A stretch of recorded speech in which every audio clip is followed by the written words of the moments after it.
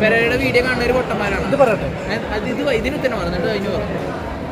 കാണുന്നവർ കാണട്ടെ, അവർ പൊട്ടന്മാരാണോ മണ്ടന്മാരോ എന്നുള്ളത് ഞാൻ പറയുന്നില്ലല്ലോ. കാരണം സന്തോഷ് വർക്കിയല്ലേ അങ്ങനത്തെ ഒരു വാക്കുകളൊക്കെ പറയുന്നു. സന്തോഷ് വർക്കി പലതും പറയും എന്നും പറഞ്ഞ് നമ്മൾ അതിനെപ്പറ്റി വ്യാഖ്യാനിക്കുന്നുണ്ട്. പക്ഷേ എൻ്റെ വീഡിയോ കാണുന്ന ആൾക്കാർ മമ്മൂട്ടി, ലാലേട്ടൻ, മമ്മൂക്ക പോലെയുള്ള ആൾക്കാർ വരെ എൻ്റെ വീഡിയോസ് കാണാറുണ്ട്. പക്ഷേ അവരൊന്നും പ്രതികരിക്കുന്നില്ല. കാരണം അവരുടെ ഒരു സ്റ്റാൻഡേർഡ്.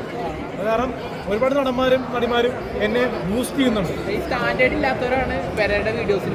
അല്ല, ഞാൻ പറയട്ടെ, ഇപ്പം ടിനി ടോം, അൻസിബ ഹർഷൻ സ്റ്റാൻഡേർഡ് ആൾക്കാരല്ലേ. അവർ മാന്യമായിട്ട് എന്നെ കുറിച്ച് പറഞ്ഞു.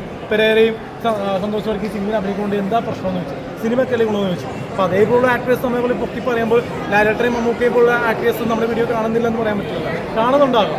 ഞാനാണെങ്കിലും രേണുസുചി ആണെങ്കിലും വിഷു കൊച്ചുകാരാണെങ്കിലും സന്തോഷ് വർക്കി ഞാൻ കാണുന്നുണ്ടാവും വീഡിയോസ്. ഇപ്പോൾ ഈ വലിയ വലിയ ലെജൻസ് സ്പ്രേ ചെയ്യും. അപ്പോൾ അവർ കാണുന്നുണ്ട് എല്ലാവരും. പക്ഷെ എല്ലാവരും പ്രതികരിക്കുന്നില്ല. അത് അവരുടെ സ്റ്റാൻഡേർഡ്. മനസ്സിലായി? സ്റ്റാൻഡേർഡ് എനിക്കിപ്പോൾ സ്റ്റാൻഡേർഡ് ഉണ്ട്. സ്റ്റാൻഡേർഡ് ഡ്രസ്സാണോ? കോസ്റ്റ്യൂമോ വിഷ്ണുവാണ് മറ്റേ സെലക്ട് ചെയ്തു. അതെ അതെ, കോസ്റ്റ്യൂം കണ്ടസി. കോസ്റ്റ്യൂം എടുത്തല്ല, ദുബായ് സ്പോൺസേഴ്സ് ആണ്. എത്ര രൂപയാണ്? അത് അവർക്ക് 3300.